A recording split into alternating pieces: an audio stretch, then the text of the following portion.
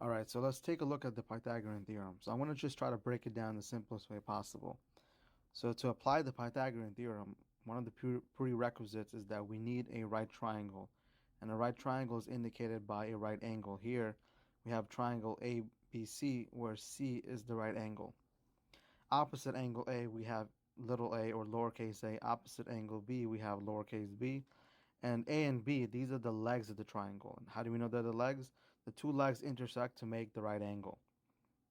And opposite angle C is the hypotenuse. And how do we know this is the hypotenuse? Well, the hypotenuse is always opposite the right angle. So whatever is opposite the right angle, we're going to call that the hypotenuse. What Pythagorean theorem tells us is that the two legs squared, the sum of the two legs squared is equal to the hypotenuse squared. Well, what are the two legs? The leg is A and B, right? The leg A squared plus the other leg, which is opposite angle B, plus B squared, is equal to the hypotenuse squared. Well, the hypotenuse is just C, lowercase c. And this is what you'll see in a lot of textbooks. A squared plus B squared is equal to C squared.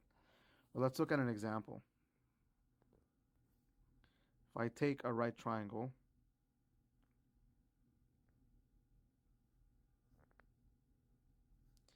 and let's say A is 3, B is 4, and we want to know what C is equal to, right? So to figure out what C is equal to, we need to apply the Pythagorean theorem. So here's the Pythagorean theorem, and let's plug in the numbers.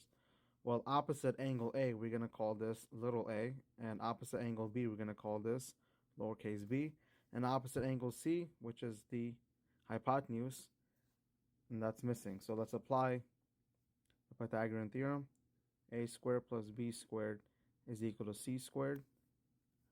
Well, A is what? 3. 3 squared plus B, which is 4 squared, is equal to C, which is the unknown variable, C squared. 3 squared is 9 plus 4 squared, which is 16, is equal to C squared. 9 plus 16 is just 25, is equal to C squared.